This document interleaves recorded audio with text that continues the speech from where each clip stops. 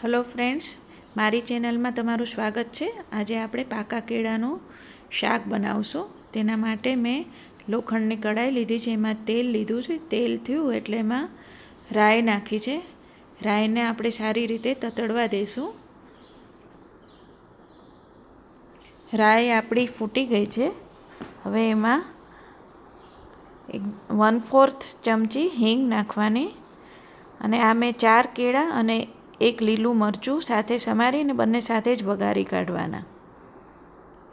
ત્યારબાદ એમાં હળદર નાખવાની,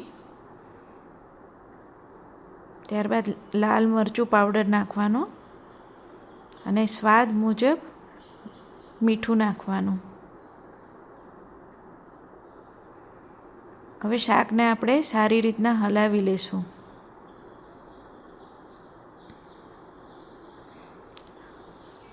પાકા કેળાનું શાક ખૂબ જલ્દી થઈ જાય છે અને ખૂબ ટેસ્ટી લાગે છે।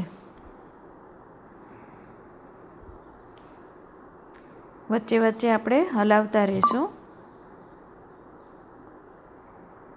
5 મિનિટમાં આપણું શાક રેડી થઈ જશે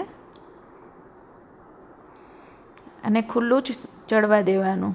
શાક આપણું લગભગ થઈ ગયું છે। હવે એમાં થોડું ધાણા જીરું પાવડર નાખવાનું, ત્યારબાદ તેમાં થોડી કસૂરી મેથી નાખવાની અને ત્યારબાદ એમાં કોથમીર અને થોડી ખાંડ।